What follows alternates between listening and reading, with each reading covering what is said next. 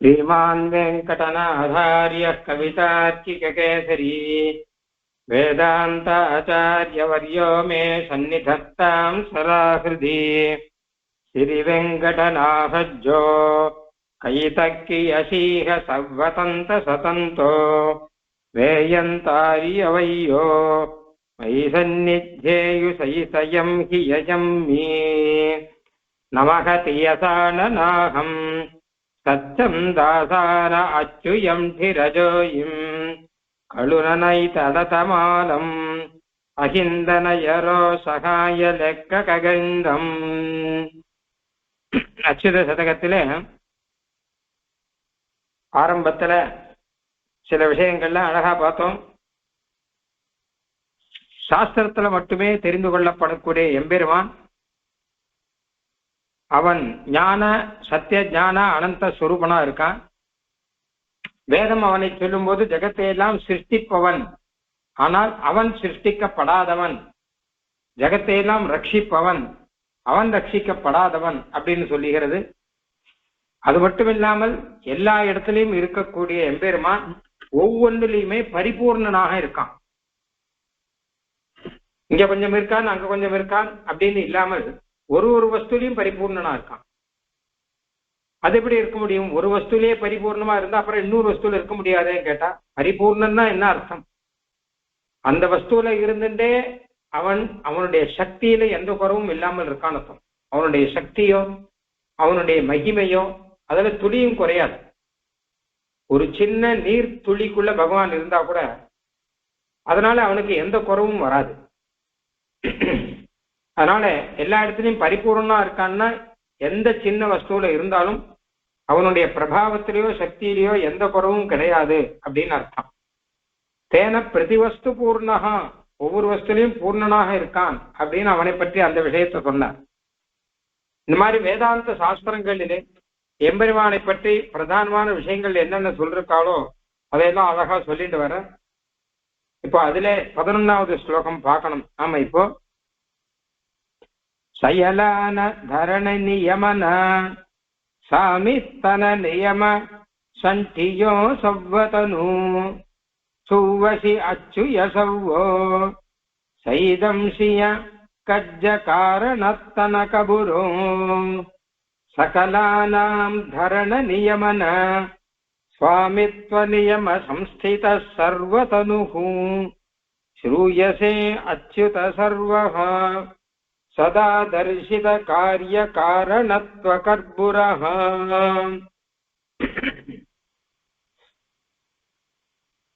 எம்பெருமானை பற்றி சொல்லச்ச வேதத்துல பிரதானமான ஒரு 3 விஷயம் சொல்ற.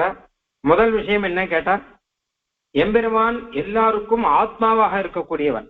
எல்லா சேதன அச்சேதனங்களுக்கும் ஆத்மா அப்படின்னா என்ன அர்த்தம்னா எல்லாம் அவனுக்கு சரீரம் அப்படின்னு அர்த்தம். பெருமானுக்கு சரீரமாக மொத்தமும் இருக்கு. இது ஒண்ணு. ரெண்டாவது, சர்வ வஸ்துவாகவும் எம்பெருமான் இருக்கான். எல்லா வஸ்துவாகவும் பெருமான் இருக்கான்ங்கிறது ரெண்டாவது. மூணாவது, காரியமாகவும் காரணமாகவும் பெருமான் இருக்கான். காரண பொருளும் பெருமான் தான், காரிய பொருளும் பெருமான் தான். அந்த 3 விஷயத்தையும் இந்த ஸ்லோகத்துல சொல்லுகிறார். 3மே வேதாந்த விஷயம். அதுல பிரதான பிரதிதந்திரம்னு ஒண்ணு சொல்லுவான். இதான் ரொம்ப பிரதானமான விஷயம், நம்ம சித்தாந்தத்துக்கு அடிப்படையான முக்கியமான விஷயம். இந்த 3ஐயும் எடுத்து சொல்றார். முதல் விஷயம் என்ன கேட்டா, ஜகத் மொத்தமும் எம்பெருமானுக்கு சரீரம், எம்பெருமான் ஆத்மா அப்படின்னு. இந்த சரீரம் ஆத்மா அப்படிங்கிறது ஒண்ணுக்கு ரிலேட்டட் வேர்ட்ஸ். அது சரீரம்னு சொன்னா ஒரு ஆத்மா இருக்கும், ஆத்மான்னு சொன்னா ஒரு சரீரம் இருக்கும். அப்படிதான் கணக்கு பொதுவா. எம்பெருமான பரமாத்மா அப்படின்னு சொல்றா. வேதமே சொல்லியிருக்கு, ஆத்மா நாராயண பரஹா, நாராயணன் தான் பர ஆத்மா அப்படின்லாம் சொல்லியிருக்கு. இப்ப ஆத்மா அப்படின்னா மற்ற எல்லாம் அவனுக்கு சரீரம்னு அர்த்தம். யாருக்கு ஆத்மா? எல்லாருக்கும் ஆத்மா அப்படின்னா அப்ப எல்லாம் அவனுக்கு சரீரம் அப்படிங்கிற அர்த்தத்துல விட்டும். சரீரம்ங்கிற அர்த்தம் எப்படி விட்டும் அப்படின்னு கேட்டா, சகலானாம் தரண நியமன சுவாமித்வ நியம சம்ஸ்திதா, எம்பெருமான் எல்லாவற்றையும் தரிக்கிறான், ஆள்கிறான், சுவாமியாக இருக்கான், சேஷியாக இருக்கான். அதனாலே அவன் ஆத்மா அப்படின்னு விட்டும் அப்படிங்கிறார். அதனால சர்வதனுஹு, சர்வமும் அவனுக்கு சரீரமாக இருக்கு. அன்னைக்கே சொன்னேன் இதை பற்றி. அதாவது என்ன கேட்டா, சரீரம் ஆத்மா அப்படின்னா உடனே நம்ம என்ன நினைச்சுட்டு இருக்கோம், நம்ம சரீரம் நம்ம ஆத்மாவை வச்சுட்டு இருக்கோம். வச்சுட்டு இந்த சரீரமானது ஆத்மாவுக்கு சுக துக்கத்தை கொடுக்கறது. அந்த மாதிரிதான் எம்பெருமானுக்கு சரீரம்னா சுகதுக்கம் வந்துருமோன்னு ஒரு கேள்வி. ரெண்டாவது கேள்வி, சரீரம்ங்கிறது கர்மாதீனமா இருக்கு. அந்த மாதிரி பகவானுக்கும் சரீரம் உண்டா? அப்ப பகவானும் கர்மாதீனமா இருப்பானா? அதாவது புண்ணிய பாபத்துக்கு வசப்பட்டுதான் சரீரம் இருக்கும். நம்மளுடைய புண்ணிய பாபத்துக்கு ஏத்த மாதிரிதான் நமக்கு சரீரம் இருக்கும். அந்த மாதிரி பகவானுக்கும் சரீரம் உண்டுன்னா அவனுக்கும் புண்ணிய பாபங்கள்லாம் உண்டா? இந்த மாதிரி கேள்வி எல்லாம் வரும். அதெல்லாம் கிடையாது. சரீரம்னா என்ன அர்த்தம்னா, தரிக்கப்படுதல், ஆளப்படுதல், சேஷமாக இருத்தல், அதாவது உடமையாக இருத்தல். ஆத்மானா என்ன அர்த்தம்னா, தரிப்பது, ஆளுவது, சேஷியாக இருப்பது. இதுக்கு எங்கே உதாரணம் தான் நம்ம சரீரமே பார்க்கலாம். நம்ம சரீரம் இந்த ஆத்மாவாலே தரிக்கப்படுகிறது. ஆத்மா இருக்கவே தானே சரீரம் இருக்கு. அப்புறம் ஆளப்படுகிறது. ஆத்மா இந்த சரீரத்தை என்ன வேணா பண்ணலாம், நிக்க வைக்கலாம், உட்கார வைக்கலாம், என்ன வேணா பண்ணலாம். நம்ம இஷ்டப்படி சரீரம் நடக்கும். மூணாவது ஆத்மா சேஷி, சரீரம் சேஷம். அதாவது மூணு பார்த்தோம்னா வரிசையா, முதல்து ஆத்மாதான் தாரகன், சரீரம் தரிக்கப்படுவது. இரண்டாவது ஆத்மா நியாமகன், ஆள்பவன், சரீரம் ஆளப்படுவது. மூணாவது ஆத்மா சேஷி, சரீரம் சேஷம். அப்படின்னா என்ன அர்த்தம்னா, ஆத்மாவுக்காக தான் சரீரம் இருக்கு, சரீரத்துக்காக ஆத்மா இல்லை. ஆத்மாவுக்கு சுக துக்கத்தை கொடுக்கறதுக்கு சரீரம் இருக்குன்னு நான் சொன்ன முன்னாடி. அந்த மாதிரி ரீதியில பார்த்தோம்னா பிரபஞ்ச மொத்தமே பகவானுக்கு சரீரம். ஏன்னா பிரபஞ்ச மொத்தமே பகவானால தரிக்கப்படுவது, பிரபஞ்ச மொத்தமே பகவானால ஆளப்படுவது, பிரபஞ்ச மொத்தமே பகவானுக்காகவே இருப்பது, அவனுக்கு சேஷமாகவே இருப்பது. அப்ப அவனை ஆத்மான்னு சொல்லலாமே. அதனால ஆத்மா சரீரம் சொல்லச்சா அந்த அர்த்தத்துல நம்ம வச்சுக்கிறோம். அவன் மட்டும் கர்மத்தினாலே வந்த சரீரம், புண்ணிய பாபத்தினாலே வந்த சரீரம் அப்படிலாம் அர்த்தம் எடுத்துக்கூடாது. ஏன்னா பகவானுக்கு புண்ணிய பாபம் கிடையாது. அதைத்தான் சொல்றார், சகலானாம் தரண நியமன சுவாமித்வ அப்படின்னு. தாரணம் பண்றான், நியமனம் பண்றான், சுவாமியா இருக்கான். சுவாமித்வ நியம சம்ஸ்திதா, இது மூணு நியமேன பண்றான். ஏதோ கொஞ்ச நாள் தரிக்கிறான்ங்கிறது இல்லை. கொஞ்ச நாள் தரிச்சா சரீரம் ஆத்மான்னு வந்துடாது. நியமேன தரிக்கிறோம். அது இல்லாட்டா அது இருக்காது அப்படிங்கிற மாதிரி இருக்கணும். அப்பதான் சரீரம் ஆத்மான்னு சொல்லலாம். கொஞ்ச நாள் ஒரு பானைக்குள்ள, ஒரு பாத்திரத்துல பால் வைக்கிறோம். அந்த பாலை அந்த பாத்திரம் தான் தரிக்கிறது. அப்ப தரிச்சுடுறது ஆத்மான்னு சொல்லலாமா? அப்படி கிடையாது. நியமேன தரிக்கணும். அப்படி இருக்காது இல்லையே. அந்த பாத்திரம் தான் நியமேன அந்த பாலை தரிக்கிறது தானே இல்லையே. இதுக்கு முன்னாடி பசு மடியில தானே இருந்தது அந்த பால்ங்கிறது, இந்த பாத்திரத்துல இருக்கிறதுக்கு முன்னாடி. அதனால நியமேன ஆத்மாவானது சரீரத்தை தரிக்கும். நியமேனா எப்பொழுதும் மாறாமல் இருக்கும். மாறாமல் ஆத்மா சரீரத்தை தரிக்கும். மாறாமல் ஆத்மா சரீரத்தை ஆளும். எப்பொழுதுமே மாறாமல் சரீரம், ஆத்மா சரீரத்துக்கு சேஷியா இருக்கும். அதே மாதிரி எம்பெருமான் இருக்கான் எப்பவுமே. அப்படி இருக்கிறபடினால அவன் நியம சர்வஸ்திதா சர்வதனுஹு. அப்ப சர்வதனுஹு எல்லாவற்றையும் சரீரமாக கொண்டவன். எல்லாம்னா என்ன கேட்டா, சேத்தன அச்சேதனம் மொத்தமும் சகல வஸ்து எம்பெருமானுக்கு சரீரமா இருக்கு அப்படின்னு அர்த்தம். பிருத்திவி, ஜலம், தேஜஸ், வாயு, ஆகாசம் முதலான அச்சேதன பதார்த்தங்கள், பிரகிருதி, மகத், அகங்காரம் முதலானது, ஏகாதச இந்திரியங்கள், இப்ப இருக்கக்கூடிய நம்ம கண்ணால பார்க்கக்கூடிய கடம், படம், அதுக்கப்புறம் குளம், குட்டை, பர்வதம் முதலானது எல்லாம் பகவானுக்கு சரீரம். அது மாதிரி சேத்திரம், ஜீவாத்மா எல்லாரும், தேவர்கள், மனுஷர்கள், மிருகங்கள், பட்சிகள், என்னென்ன இருக்கோ எல்லாம் பகவானுக்கு சரீரம். அதனால சர்வதனுஹு, சர்வமும் அவனுக்கு சரீரமா இருக்கு. ஸ்ரூயசே அச்சுத சர்வஹா. அதனால என்ன ஆச்சுன்னு கேட்டா, சொன்ன விஷயம் என்ன கேட்டான்னா, பகவானுக்கு சரீரமா எல்லாம் இருக்கு. இந்த சரீரம் ஆத்மாங்கிற சம்பந்தத்தை வேதம் தான் சொல்லியிருக்கு. அது மட்டும் இல்ல, பிற மதத்துக்காரெல்லாம் இதை பார்த்து பயந்துட்டான். சரீரம், பகவானுக்கு போய் சரீரம் இருக்குன்னு சொல்லலாமா? சொல்லக்கூடாதே அப்படின்னா, ஏன் என்ன கஷ்டம்னு கேட்டா, சரீரம்னா கர்மா வந்துருவேன், புண்ணிய பாப்பம் வருவேன்னா, அந்த சரீரம் இல்லை இது. சரீரம்னா புண்ணியபாப கர்மா அந்த சரீரம் இல்லை, தரிக்கப்படுவது ஆளப்படுவதுங்கிற அர்த்தத்துல சரீரம் சொல்லியிருக்கு அப்படின்னு சொல்லிட்டேன். அதனால என்ன ஆச்சுன்னு கேட்டா ஸ்ரூயசே வேதத்துல சொல்லப்படுகிறான்னு இருப்பான். எப்படி அச்சுத சர்வஹா, அச்சுத நீதான் சர்வஹா, சர்வமும் அச்சுதன் தான் வேதம் சொல்றது. சர்வம் கல்விதம் பிரம்மா, எல்லாமே பிரம்மன் தான். ஏன்னா எல்லாத்துக்குள்ளயும் இருக்கான் பகவான், எல்லாத்தையும் தரிக்கிறான், ஆள்கிறான், எல்லாத்துக்கும் சேஷியா இருக்கான், அந்த வஸ்துக்குள்ள இருக்கான்னா அப்ப எல்லாமே பிரம்மன் தான். பிருத்திவினாலும் பகவான் தான், ஜலம்னாலும் பகவான் தான், ஏன்னா ஜலத்துக்குள்ளேயும் இருக்கான். எப்பவுமே ஒரு ஒரு ஒரு பிருத்திவின்னு ஒன்று எடுத்தோம் வச்சுக்கோங்களேன். பிருத்திவின்னா ஒரு உதாரணமாக ஒரு மலை எடுக்கிறோம், மலையை பார்க்கிறோம், மலைக்குள்ள பகவான் இருக்கான். அப்போ மலைன்னு சொன்னா அந்த கண்ணுக்கு நேரம் தெரிய மலை உள்ளுக்குள்ள பகவான் சேர்த்துதான் சொல்ல முடியும், பகவான் விட்டு சொல்ல முடியாது. அதனால சர்வமும் பகவான் தான். பகவான் விட்டு மலை இருக்காது, பகவானை விட்டுட்டு மலையை சொல்ல முடியாது நம்மளால. நாம புரிஞ்சுக்கலன்னா விஷயம் வேற, ஆனா இருக்கானே உள்ளுக்குள்ள. எப்பவுமே ஒரு சரீரத்துக்குள்ள ஆத்மா இருந்து வச்சுக்கோங்களேன், அப்ப ரெண்டையும் சேர்த்துதான் சொல்லுவான். உதாரணமாக அகம் மனுஷ்யா, நான் மனுஷன் தான். இப்ப நான்கிறது ஆத்மாவை சொல்றது, மனுஷன் அப்படிங்கிறது சரீரத்தை சொல்றது. ஏன்னா மனுஷத்துவங்கள சரீரத்துக்கு தான் உண்டு. நான் ஆண் அப்படின்னும் நான் பெண் அப்படின்னும் இதெல்லாம் சரீரத்துக்கு தான் உண்டு, ஆத்மாவுக்கு கிடையாது. ஆனா நான்கிறது ஆத்மா, ஆண் அப்படிங்கிறது சரீரம், ரெண்டையும் சேர்த்து நான் ஆண்னு சொல்ற பத்தியா. ஏன்னு கேட்டான்னா இந்த சரீரம் சொன்னா ஆத்மாவை சேர்த்துன்னு சொல்ல முடியும், தனியா சொல்ல முடியாது. ஆண் சரீரத்திலே இருப்பவன் அர்த்தம்.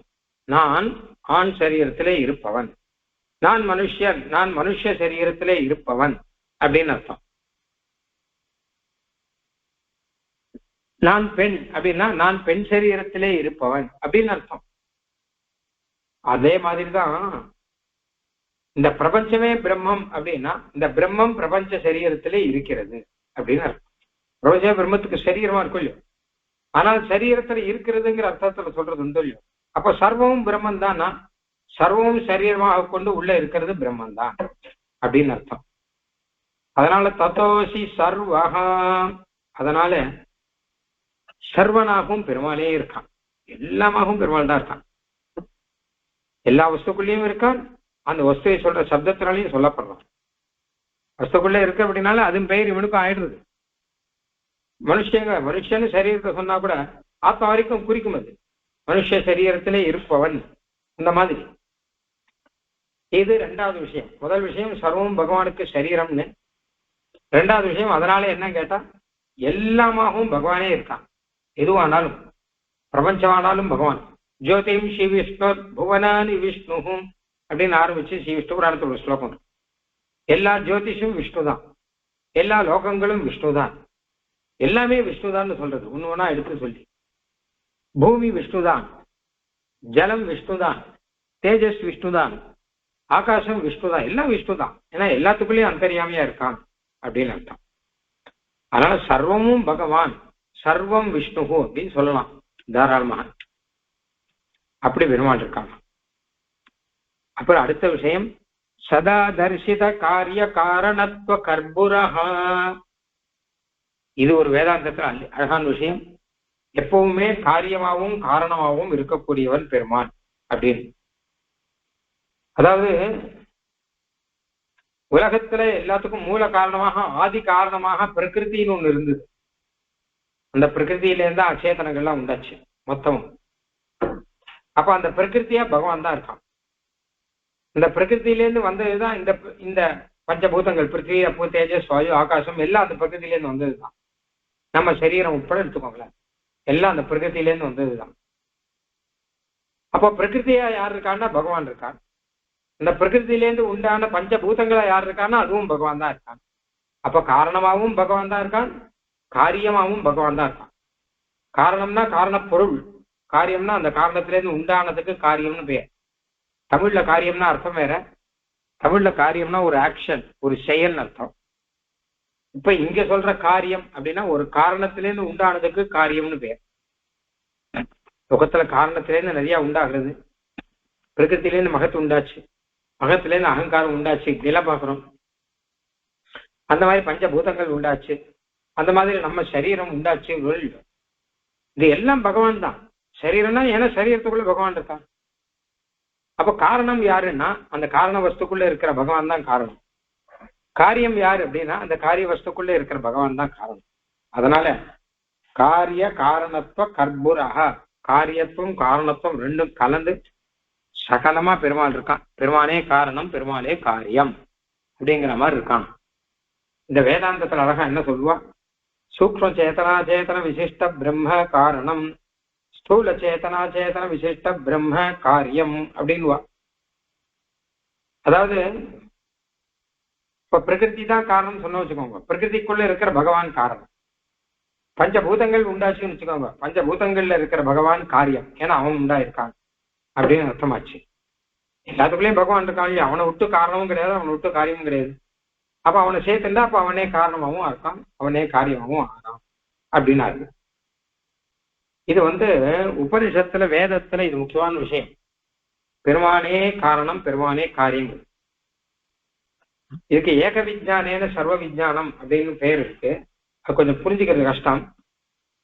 அதாவது என்ன கேட்டா, காரணம் காரியம் ரெண்டும் ஒண்ணுதான் சொல்லணும், வேற வேற சொல்லக்கூடாது. பொதுவாக இது ஒரு நியமம். ஏன்னா காரணம் காரியம் ரெண்டும் ஒரே வஸ்துவா தான் இருக்கும். உதாரணமா மண்ணுல இருந்து பானை பண்ண வச்சுக்கோங்க, அந்த பானையும் மண்ணு தானே. மண் கட்டியா இருக்கு, மண் கட்டிலேருந்து ஒருத்தன் பானை பண்ணான்னா அப்ப அந்த பானமும் மண்ணு தானே. அதனால காரணமும் மண்ணு தான், காரியமும் மண்ணு தான்.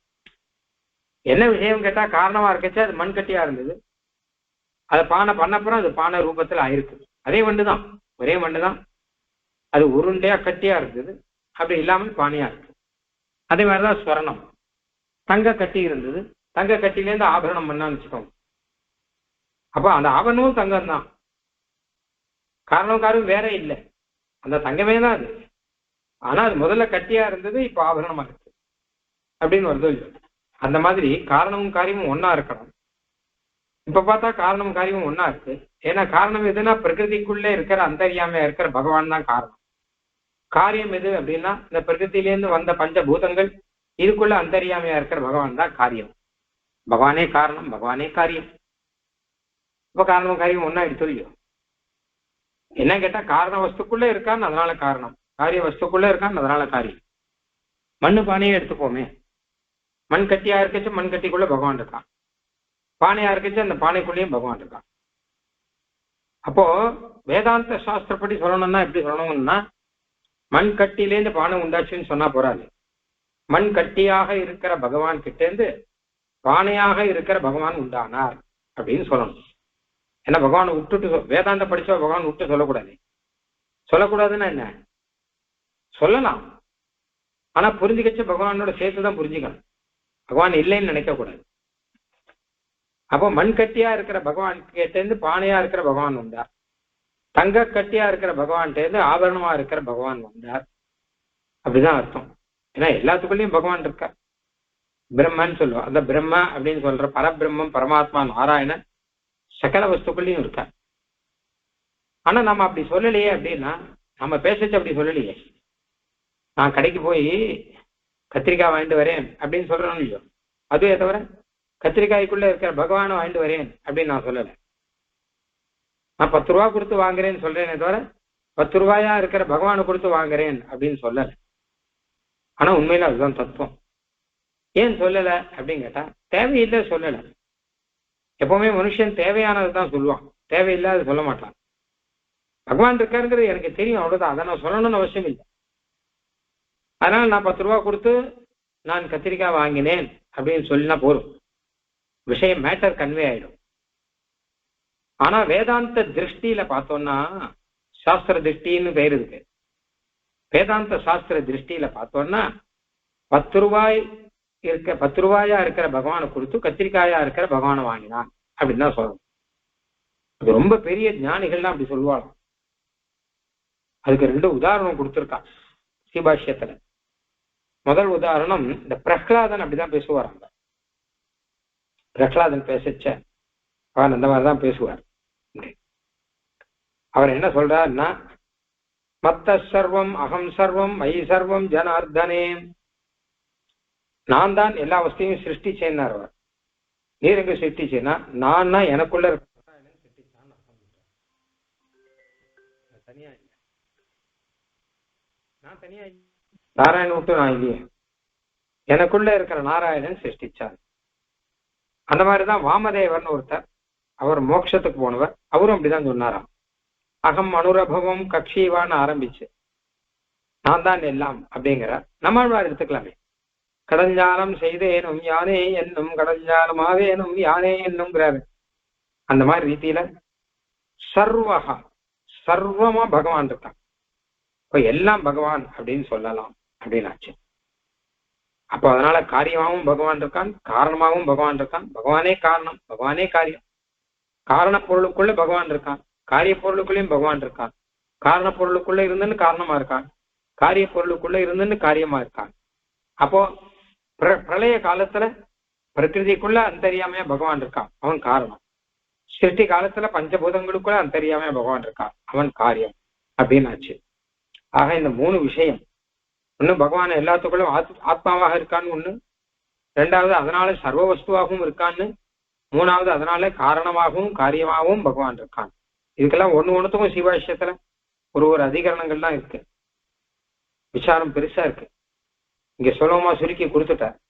சகலானாம் தரண நியமன சுவாமித்வ நியம சம்ஸ்தித சர்வ தனுகும் ஸ்ரூயசே அச்சுத சர்வா. ஸ்ரூயசேங்கிறது முக்கியம். ஸ்ரூயசேனா வேதத்தில் சொல்லப்படுகிறாய்னு அர்த்தம். இப்படி வேதத்திலே சொல்லப்படுகிறாய்.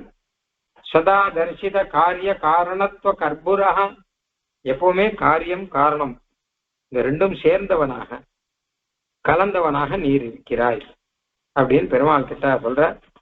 அதனால இந்த வேதாந்தத்தினுடைய முக்கியமான அர்த்தத்தை இப்ப சொல்லியிருக்காரு. அடுத்த ஸ்லோகம் 12.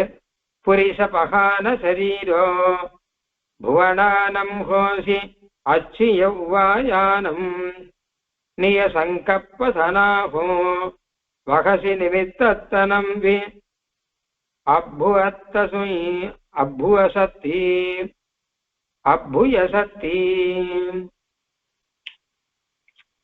புருஷ பிரதான சரீரஹ புவனானாம் பவசி அச்சுத உபாதானம் நிஜ சங்கல்ப சநாதஹ வகசி நிமித்தத்வமப்யத்புத சக்திஹி.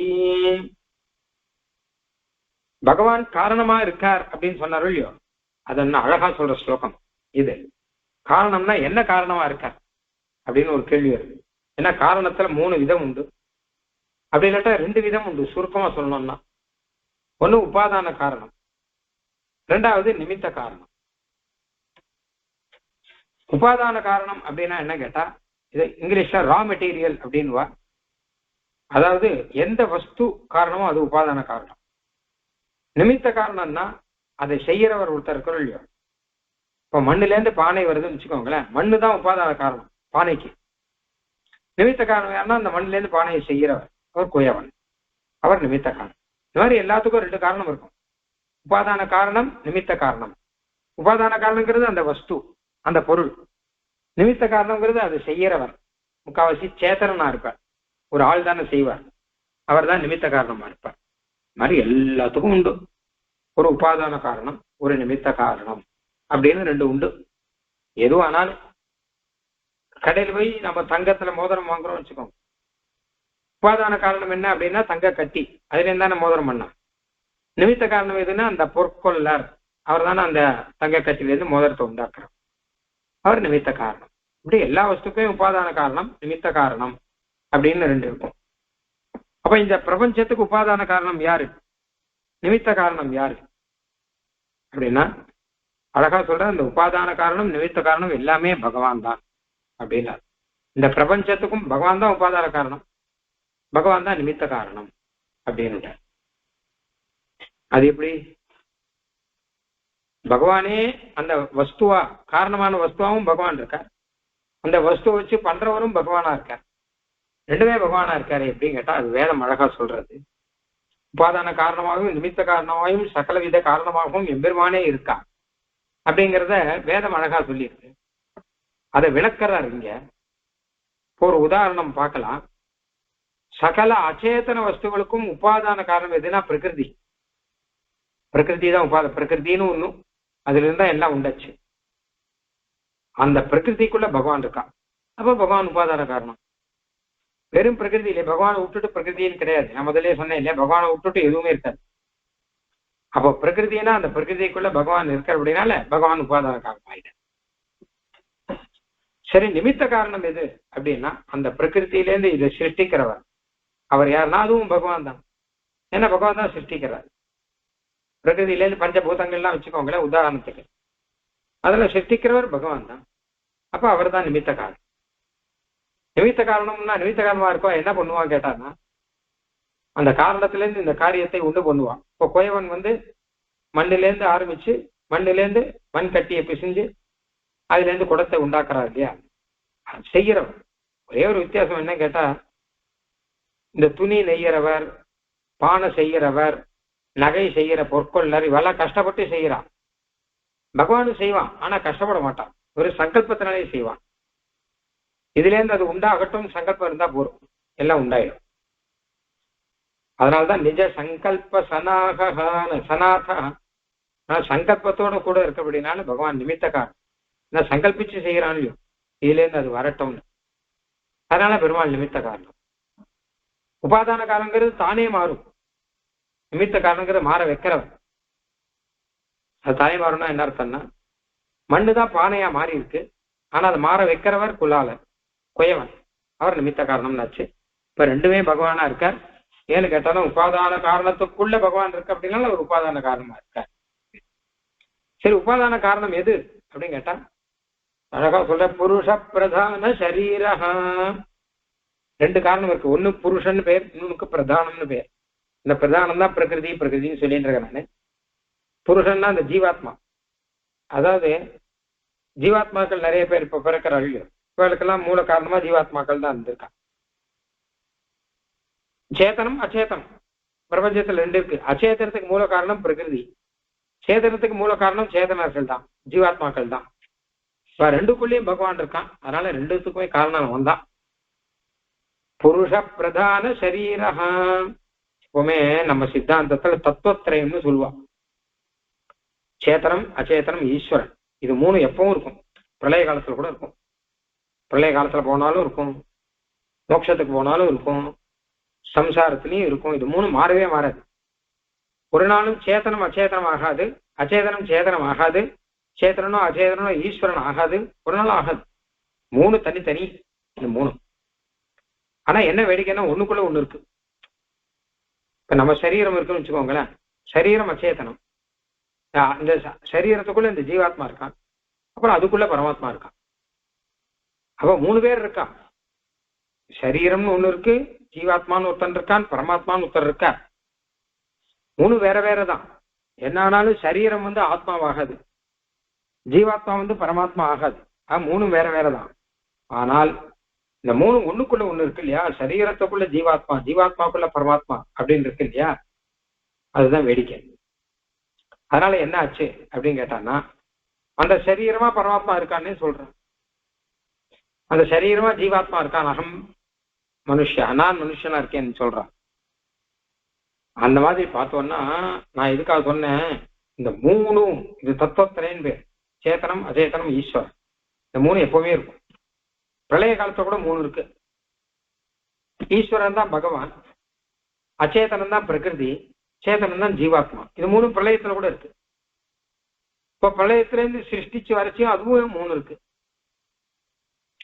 பிரளயத்துல எப்படி இருக்கு, சிருஷ்டி கட்சி எப்படி இருக்கு அப்படின்னு பார்த்தோம் வச்சுக்கோங்களேன். பிரளயத்துல அச்சேதனம் எப்படி இருக்குன்னு கேட்டா வெறும் பிரகிருதியா இருக்கு. அதான் மொத்தமா பிரகிருதி தான், பிரகிருதி தவிர வேற எதுவும் கிடையாது. மொத்தமா பிரகிருதி அப்படின்னு ஒண்ணு இருக்கு, அவ்வளவுதான். ஆகாசம் மாதிரி வச்சுக்கோ. பிரகிருதி எப்படி இருக்கும்னா ஓரளவு நம்ம புரியறதுக்கு என்ன பண்ணலாம் கேட்டா, ஆகாசம் மாதிரி ஸ்பேஸ் மாதிரி. பிரகிருதிங்கிறது வெறும் ஸ்பேஸ் மாதிரி தான் இருக்கு. அப்ப அதுதான் முதல்ல இருந்துருக்கு, அதுதான் காரணம். அப்புறம் இந்த ஜீவர்கள்லாம் எப்படி இருந்தா கேட்டான்னா, ஜீவர்களா தான் அப்பவும் இருந்தா. ஆனா இப்ப ஜீவர்கள் இருக்க மாதிரி அப்ப இல்லை. இப்ப என்ன கேட்டா சுக துக்கங்கள்லாம் அனுபவிச்சுட்டு இருக்காள், அந்த மாதிரி கிடையாது. அப்போ சரீரம்னு ஒண்ணு கிடையாது, சுகம் துக்கம்னு ஒண்ணு கிடையாது. எல்லாரும் ஜீவர்கள் இருந்தால் அப்படிங்கிறது மட்டும்தான். அப்புறம் இப்போ இருக்கான், அப்பவும் இருக்கான். இந்த பிரளயத்துல காரண நிலையிலயும் இருக்கான், காரிய நிலையிலயும் இருக்கான்.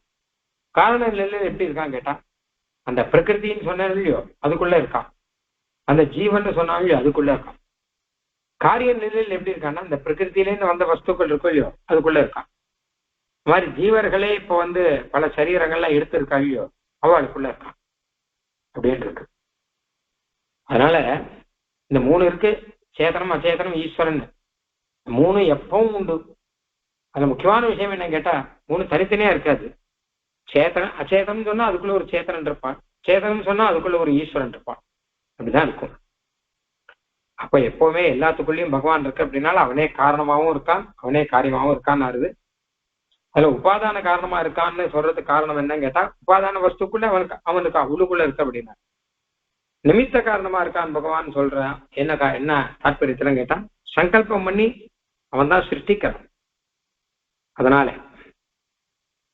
அப்படியே வேடிக்கையா சொல்ற வழக்கம், நம்ம ஆத்துல இட்லி பண்றோம்னு வச்சுக்கோங்களேன், டிஃபனுக்கு இட்லி பண்றான், அழகா இருக்கு. இதுக்கு உபாதான காரணம் எது அப்படின்னா, அரிசியும் உளுந்தும் உபாதான காரணம். ஏன்னா அதுல இருந்தாலும் மாவு அரைச்சி பண்றான், அதுதான் உபாதான காரணம். நிமித்த காரணம் யாருன்னா, அந்த மாவு அரைச்சி இட்லி பண்றவா யாரோ அவதான் நிமித்த காரணம். யாரோ மனுஷன் தானே பண்றான், அவன் தான் நிமித்த காரணம். ஆனா பிரபஞ்சத்துக்கு உபாதான காரணமும் பகவான் தான், நிமித்த காரணமும் பகவான் தான். ஏன்னு கேட்டான்னா, இந்த இட்லியே எடுத்துப்போமே, இந்த இட்லிக்கு உபாதான காரணம் எதுன்னா அரிசி உளுந்துன்னு சொன்னேன். அரிசி உளுந்துக்குள்ள பகவான் இருக்கான், அரிசிக்குள்ளேயும் பகவான் இருக்கான், உளுந்துக்குள்ளேயும் பகவான் இருக்கான்.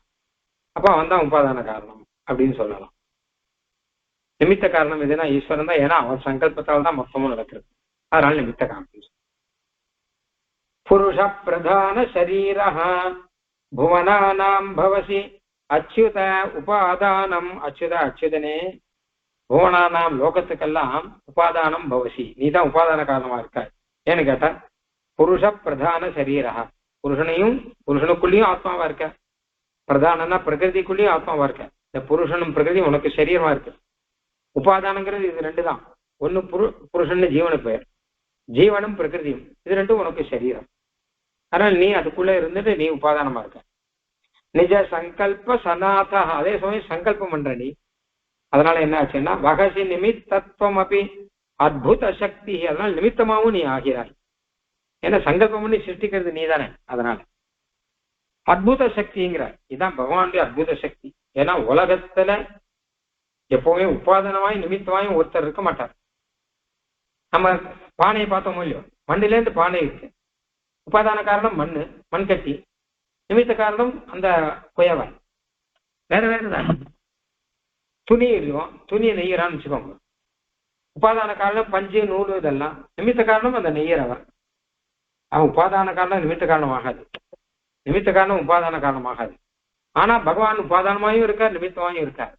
அது எப்படி அவரால் இருக்க முடியுதுன்னா, அத்புத சக்தி, அந்த அத்புத சக்தி அவருக்கு இருக்கு. அது வாழ்க்கெல்லாம் கிடையாது. அது எப்படின்னு கேட்டா, அது அழகா சொல்றதா. உதாரணம், ஒரு குயவன் பானை பண்றான்னு வச்சுக்கோங்களேன், மண்ணிலேருந்து பானை பண்றேன்னு வச்சுக்கோங்க. அப்ப அந்த குயவன் தான் நிமித்த காரணம், ஏன்னா அவர் தான் சங்கல்பம் பண்ணி பண்றார். அவர் உபாதான காரணம் ஆகல, ஏன்னா அவரே பானையா மாறலையே. அவர் மண்ணுக்குள்ள அந்தரியாமையா இருந்துன்னு பண்ணான்னு வச்சுக்கோங்க, அப்ப அவரே உபாதான காரணம் ஆகலாம். ஆனா மண்ணுக்குள்ள அந்தரியாமையா அவர் இருக்க முடியாது, வெளியில இருக்கார். மண்ணுல இருந்து பானையை பண்ற, மண்ணுக்கு வெளியில இருக்கார், பானைக்கு வெளியில இருக்க, உள்ளுக்குள்ள போல இல்லையே. மண்ணுக்கு உள்ளுக்குள்ளேயே போய் இருந்து அந்த மண்ணுல இருந்து பானையை பண்ணார்னா அப்ப அவரே உபாதான காரணம்னு சொல்லலாம். அப்ப பார்த்தோம்னா மண்ணுன்னு ஒண்ணு இருக்கு, மண்ணுன்னு ஒண்ணு இருக்கு, இந்த குயவன் ஒருத்தர் இருக்க. மண்ணுதான் உபாதான காரணம், குயவன் தான் நிமித்த காரணம். மண்ணு ஏன் உபாதான காரணமா இருக்கு, அதே நிமித்த காரணம் இல்லை அப்படின்னா, அதுக்கு சங்கல்பம் பண்ணி சிருஷ்டிக்க தெரியாது மண்ணுக்கு, அது அச்சேதனம். அதனால அது உபாதான காரணம் மட்டும்தான், நிமித்த காரணம் ஆகாது. அந்த குயவன் இருக்காரு, அவர் நிமித்த காரணம் மட்டும்தான், அவர் உபாதான காரணம் இல்லை. ஏன் அப்படின்னு கேட்டா, உபாதான காரணம் ஆகணும்னா அதுக்குள்ள அந்தரியாமையா இருக்கணும், அவரே பானையா மாறணும். மாற முடியுமா அவரால? வெளியில தானே இருக்கார், அவர் உள்ள இல்லையே. காரணத்துக்கு உள்ளுக்குள்ள இருந்தா தானே உபாதான காரணம் ஆவார். காரணத்துக்கு உள்ள இருக்க, அவர் வெளியிலன்னா உட்காந்துருக்கார், அதனால உபாதான காரணம் இல்லை. அப்ப என்ன ஆச்சுன்னு கேட்டான்னா, குயவனுக்கு நிமித்தமாக இருக்கக்கூடிய சக்தி இருக்கு, உபாதானமாகக்கூடிய சக்தி அவருக்கு இல்ல. மண்ணுக்கு உபாதானமான சக்தி இருக்கு, ஆனா நிமித்தமாகக்கூடிய சக்தி இல்லை. ஆனால் பகவானுக்கு உபாதானமான சக்தியும் இருக்கு, நிமித்தமாகிற சக்தியும் இருக்கு. அதான் அற்புத சக்தி அப்படிங்கிற. எப்படி நிமித்தமான சக்தி இருக்குன்னா அவர் சங்கல்பம் பண்ணி தானே சிருஷ்டிக்கிறார், அதனால நிமித்தமான சக்தி இருக்கு. எப்படி உபாதான காரணமான சக்தி இருக்குன்னா இந்த உபாதான காரணமும் ஒன்று இருக்கும் இல்லையோ, ஒரு வஸ்து, அதுக்குள்ள இவர் உட்காந்துருக்கார், உள்ள உட்காந்து பண்றார். பெருமாள் பிரபஞ்சத்தை சிருஷ்டிக்கச்ச பிரகிருதியிலேருந்து பிரபஞ்சத்தை சிருஷ்டிக்கிறன்னா வெளியில இல்ல, பிரகிருதிக்குள்ளேயே உட்காந்துருக்காரு. பிரகிருதிக்குள்ளேயே உட்காந்து பிரபஞ்சத்தை சிருஷ்டிக்கிறன்னா பிரகிருதிக்குள்ளேயே இருக்கிற அப்படின்னால அவரே காரணமா இருக்கார். அதே சங்கல்பம் பண்றபடினால நிமித்த காரணமா இருக்கார். புருஷ பிரதான சரீரா புவனானாம் பவசி அச்சுத உபாதானம் நிஜ சங்கல்ப சநாதா மகசி நிமித்தத்வமபி அற்புத சக்தி. நீயே உபாதான காரணமாக இருக்கிறாய், நீயே நிமித்த காரணத்தையும் வகிக்கிறாய், ஏன்னா அற்புத சக்தியாக இருக்காய் பெருமானே. அதனால சகல காரணமாக நீ இருக்கான்னு வேதங்கள்ல அழகா சொல்லிட்டு இருக்கு. இந்த விஷயத்தை எம்பெருமான் தான் எல்லாத்துக்குள்ளேயும் அந்தரியாமையா, மொத்த வசுக்குள்ள அந்தரியாமையா இருக்கு அப்படின்னால எல்லாத்துக்கும் உபாதான காரணம் வந்தான். சங்கல்பம் பண்ணி சிருஷ்டிக்கிற அப்படின்னால நிமித்த காரணம் அப்படின்னு அர்த்தம். உலகத்துல ரெண்டும் வேற வேற, உபாதான காரணம் வேற, நிமித்த காரணம் வேற. ஆனா இந்த இடத்துல ரெண்டுமே ஒன்னாக பகவான் இருக்கான். அடுத்த ஸ்லோகம் இதுவும் காரணத்தை பத்தி, அதனால இதையும் பார்த்துடலாம். விஷம குணங்குர பயரே ஜலம் வசாமன்ன காரணம் துகேலி நியகம் அசத்தி நியா அச்சுய பிரம்மாயே தாவரந்த விசேஷாம். விஷம குணாங்குர பிரகரே ஜலமிவ சாமான்ய காரணம் தவ கேலிஹி நிஜ கர்ம சக்தி நியதா அச்சுத பிரம்மாதிஸ்தாவராந்த விசேஷாஹ. அப்ப பெருமாள் தான் காரணம், சர்வவித காரணமும் பெருமாள் தான் அப்படின்னு சொல்லியாச்சு. நான் அப்படி சொன்னா அடுத்து ஒரு சந்தேகம் வரும், சுவாமி அப்படியானா பெருமாள் ஏன் இப்படி வித்தியாசமா சிருஷ்டிக்கிறார்? ஒரே மாதிரி சிருஷ்டிக்க வேண்டாம், அவர் தானே காரணம். அப்ப எல்லாரையும் ஒரே மாதிரி சிருஷ்டிக்கலாம் முடியும்? ஒருத்தர் அழகா இருக்கார், ஒருத்தர் அழகு இல்லாம இருக்கார், ஒருத்தர் புத்திசாலியா இருக்கார், ஒருத்தர் புத்தி இல்லாம இருக்கார், ஒருத்தர் நன்னா சுகத்தை அனுபவிக்கிறவா இருக்கார், இன்னொருத்தர் சுகத்தை அனுபவிக்க முடியாம இருக்கார். இப்படி எத்தனை வித்தியாசம் இருக்கு லோகத்துல. ஏன் இந்த வித்தியாசத்தோட சிருஷ்டிக்கிற? பெருமாள் தானே சிருஷ்டிக்கிற. ஆமா, உபாதான காரணம் யாரு? அதுவும் பெருமாள் தான். நிமித்த காரணம் யாரு? அதுவும் பெருமாள் தான். எல்லா காரணமும் பெருமாள் தானே. அப்ப அழகா சிருஷ்டிக்க வேணாம் இல்லையோ?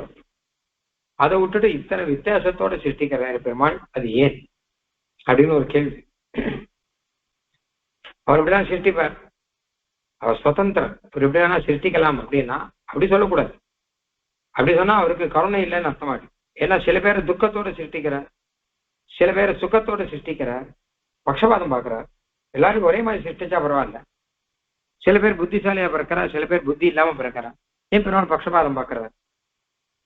பெருமாளுக்கு கருணை இல்லையா? ஏன் எல்லாருக்கும் புத்தியை கொடுக்க மாட்டேங்கிறார்? அப்ப கருணை இல்லையா? வைஷமியம் பாக்குறாரா? பக்ஷபாதம் பாக்குறாரா? இந்த மாதிரி கேள்வி எல்லாம் வரும். அதுக்கு என்ன பதில் சொல்றான்னு கேட்டான்னா, ஒண்ணும் இல்ல, பகவான் தான் எல்லாத்துக்கும் காரணம். ஆனா அவன் பொதுவான காரணம், விசேஷ காரணம்ங்கிறது வேறங்கிற. பொதுவா எல்லாத்துக்கும் காரணம். விசேஷ காரணம் எதுன்னா அவளுடைய கர்மா தான் விசேஷ காரணம். புண்ணிய பாப கர்மாக்கு ஏத்த மாதிரி தான் பிறப்பு இருக்கும். அவன் என்ன புண்ணிய பாப்பம் பண்ணானோ அதுக்கேற்ற மாதிரி தான் அவனுக்குடைய ஞானமோ சக்தியோ ஆரோக்கியம் முதலானதோ எல்லாமே இவனுடைய புண்ணிய பாவத்துக்கு ஏற்ற மாதிரி தான் வரும். அதனால இதுல முக்கிய காரணம் கர்மா அப்படிங்கிறது. கர்மானா புண்ணிய பாப கர்மங்கள் அப்படின்னு. பெருமாள் அப்ப என்ன பண்றான்னு கேட்டான்னா, அவர் பொதுவான காரணமா இருக்கார் எல்லாருக்கும். அது பகவத்கீதையிலே கண்ணன் சொல்றான், நான் பொதுவான காரணம்பா. அப்ப இந்த மாதிரி வித்தியாசமா வரத்துக்கு காரணம் அவாவால் செய்த கர்மா தான் அப்படின்னா. விஷம குணாங்குர் அப்பிரகரே ஜலமிவ சாமான்ய காரணம் தவ கேலிஹி. அழகா ஒரு உதாரணம் சொல்லிருக்க. ஒரு நிலத்துல பயிர் முளைக்கிறது வச்சுக்கோங்க. அவன் கிருஷி அந்த காலியோ அவன் என்ன பண்ணுவான் கேட்டா, நெல்லு போடுவான், எள்ளு போடுவான், வயல்ல என்ன போட்டாலும் அது முளைக்கும். இது மொத்தத்துக்கும் பொதுவான காரணம் எதுன்னா ஜலம். நிறைய ஜலம் வேணும், ஆனா ஜலத்தை சேர்ப்பான். ஜலம்ங்கிறது எல்லாத்துக்கும் பொதுவான காரணம். ஆனால் நெல்லு விதை விதைச்சா நெல்லு வரும், எள்ளு விதை விதைச்சா எள்ளு வரும் இல்லையா? அந்த மாதிரி பகவானுக்கு வர ஜலம் மாதிரி எல்லாருக்கும் பொதுவான காரணம். எல்லாரையும் சிருஷ்டிக்கிறார். ஆனா நம்ம புண்ணியத்தை விதைச்சோம்னா சுகமான வாழ்க்கை கிடைக்கும், பாபத்தை விதைச்சோம்னா துக்கமான வாழ்க்கை கிடைக்கும் அப்படிங்கறதுதான். ஆனா ஏன் எள்ளு உண்டாச்சுன்னா, ஏன் இந்த இடத்துல எள்ளு உண்டாயிருக்கு, ஏன் அந்த இடத்துல நெல்லு முளைச்சிருக்கு, ஏன் இந்த இடத்துல எள்ளு முளைச்சிருக்குன்னா அதுக்கு காரணம் ஜலம் இல்லை, ஜலம் பொதுவான காரணம் தான். அந்த எள்ளும் நெல்லும் முளைக்கிறதுக்கு விசேஷ காரணம் எள்ளு விதை. எந்த விதை போட்டாலும் அது முளைக்கும். ஆனா கவனிக்கிறோம், எள்ளு முளைக்கிறதுக்கு பெருமாள் காரணமா இல்லையான்னா காரணம் தான், அது ஒன்றும் சந்தேகம் இல்லை. எள்ளு முளைக்கிறதுக்கும் பெருமாள் தான் காரணம், நெல்லு பயிர் வளர்றதுக்கும் பெருமாள் தான் காரணம். ஆனால் பொது காரணம். அப்ப ஏன் எள்ளு வருது கருப்பா இருக்கு, நெல் ஏன் வெள்ளையா இருக்கு, ஏன் அப்படி அரிசி வெள்ளையா இருக்கும், என்ன காரணம் அப்படின்னு கேட்டாங்க. அதுக்கு பெருமாள் காரணம் இல்லை, அதுக்கு ஜலம் உதாரணம் சொல்றாங்க. அதுக்கு ஜலம் காரணம் இல்லை, அந்த விதை காரணம். அந்த மாதிரிதான் நமக்கு கூட ஜலம் மாதிரி எள்ளுக்கோ நெல்லுக்கோ ஜலம் தானே பொதுவான காரணம். அந்த மாதிரி பகவான் பொதுவான காரணமா இருக்க, தனிப்பட்ட முறையில விசேஷ காரணமாக அவரவர்களுடைய கர்மாங்கிறது இருக்கு, அந்த கர்மத்துக்கு ஏத்த மாதிரி வருது. அதனால இதுல பெருமானை தோஷம் சொல்ல முடியாது அப்படின்னு அர்த்தம். விஷம குணாங்குர பிரவாகே, விஷம அதாவது பலவிதமான குண அங்குர பிரவாகே, பலவிதமான குணங்கள் சத்துவம் ரஜஸ் தமசு பலவிதமா இருக்கக்கூடிய அந்த அங்குரம் முளைக்கிறது இல்லையா, அதுல ஜலமிவ சாமானிய காரணம், ஜலம்ங்கிறது எப்படி சாமானிய காரணமோ அந்த மாதிரி தவகேலிகி உன்னுடைய லீலைங்கிறது பொதுவான காரணமா இருக்கு அப்படின்னு அர்த்தம். ஜலம்ங்கிறது பொதுவான காரணம், எள்ளுக்கோ நெல்லுக்கோ எல்லாத்துக்கும் பொதுவான காரணம். அந்த மாதிரி பகவானுடைய சங்கல்பம், பகவானுடைய ஒரு கேலிங்கிறது பொதுவான காரணம். அப்புறம் என்ன கேட்டா, நிஜ கர்ம சக்தி நியதா, அவர்களுடைய கர்ம சக்தி இருக்கும் இல்லையோ அதை வச்சுண்டு அச்சுத பிரம்மாதி ஸ்தாவராந்த விசேஷாக, பிரம்மாலேருந்து ஆரம்பிச்சு சின்ன புல்லு வர எல்லா சிருஷ்டியும் நடக்கிறது. பிரம்மா சிருஷ்டி நடக்கிறது, தேவர்கள் சிருஷ்டி, மனுஷர்கள், பசுக்கள், மிருகங்கள், பட்சிகள், அதுக்கப்புறம் ஸ்தாவரங்கள், புல்லு வரைக்கும் இருக்கு. இதுல எல்லாத்துக்கும் பொதுவா பகவான் காரணம், ஏன்னா எல்லாத்தையும் சிருஷ்டிக்கிறான் அப்படிங்கிற ரீதியில. குறிப்பிட்ட காரணம், நிறைய புண்ணியம் பண்ணா தேவலோகத்துல பிறப்பான், கொஞ்சமா இருந்தா பூலோகத்துல பிறப்பான், அந்த மாதிரி அவளுடைய கர்ம காரணம். நிஜ கர்ம சக்தி நியதா, அவரவர்களுடைய கர்ம சக்தியின் பேரு. அந்த கர்ம சக்தியை வைத்து அதுக்கு ஏத்த மாதிரியாக அச்சுத பிரம்மாதி ஸ்தாவராந்த விசேஷாக, பிரம்மாலேருந்து ஆரம்பிச்சு ஸ்தாவரம் புல்லு வரைக்கும் நிறைய விசேஷங்கள் இருக்கு. எல்லாம் ஒரே மாதிரி இல்லை, பிரம்மா வேற, சிவன் வேற, இந்திராதி தேவர்கள் வேற, அப்புறம் சாதாரண தேவர்கள் வேற, மனுஷர்கள் வேற, பட்சிகள் வேற, மிருகங்கள் வேற, எல்லாத்துக்கும் வித்தியாசம் இருக்கு. இந்த மாதிரி வித்தியாசத்தோட சிருஷ்டி வரத்துக்கு காரணம் அவர்களுடைய கர்மா. நாம செய்யற கர்மா, அந்த கர்மாக்கு ஏற்ற மாதிரி அடுத்தவங்க எந்த ஜென்மம் வரும் அப்படி வரும். அதுல பெருமான தோஷம் சொல்ல முடியாது. தஸ்ய கர்த்தாரம் அபிமாம் வித்ய கர்த்தாரம் அபியான்னு பகவத்கீதையில வரும். கண்ணன் சொல்றான், ஜெகத்தையெல்லாம் சிருஷ்டிச்சவன் நான் தான், கர்த்தா நான், ஆனா நான் கர்த்தா இல்லைங்கிறான். கர்த்தா நானா நான் தான் சிருஷ்டிச்சேன், நான் கர்த்தா இல்லைன்னா அந்த வைஷமியத்துக்கு நான் கர்த்தா இல்லை. வித்தியாசம் வருது இல்லையா, அதுக்கு நான் ஜவாப்தாரி இல்லை, சிருஷ்டிக்கிறதுக்கு நான் ஜவாப்தாரி. வித்தியாசம் வர்றதுக்கு அவர்களுடைய கர்மத்துக்கு ஏற்ற மாதிரி தான் வித்தியாசம் வரும் அப்படின்னு சொல்றான். அந்த ரீதியில விஷம குணாங்குர பிரகரே ஜலமிவ சாமானிய காரணம் தவகேலிஹி, இத சாமானிய காரணம் விசேஷ காரணம் பிரிச்சிருக்கான். சாமானிய காரணம்னா பொதுவான காரணம், எல்லாத்துக்கும் பொதுவான காரணம் ஈஸ்வரன் தான். விசேஷ காரணம் எதுன்னு கேட்டா நிஜ கர்ம சக்தி நியதா, அவர்களுடைய கர்ம சக்தினாலே அது இது வருது. அச்சுத பிரம்மாதி ஸ்தாவராந்த விசேஷாக, அச்சுதனே பிரம்மாலேருந்து ஆரம்பிச்சு ஸ்தாவரம் வரைக்கும் இத்தனை வித்தியாசம் வரத்துக்கு அவரவர்களுடைய கர்மாங்கிறது காரணமாகிறது.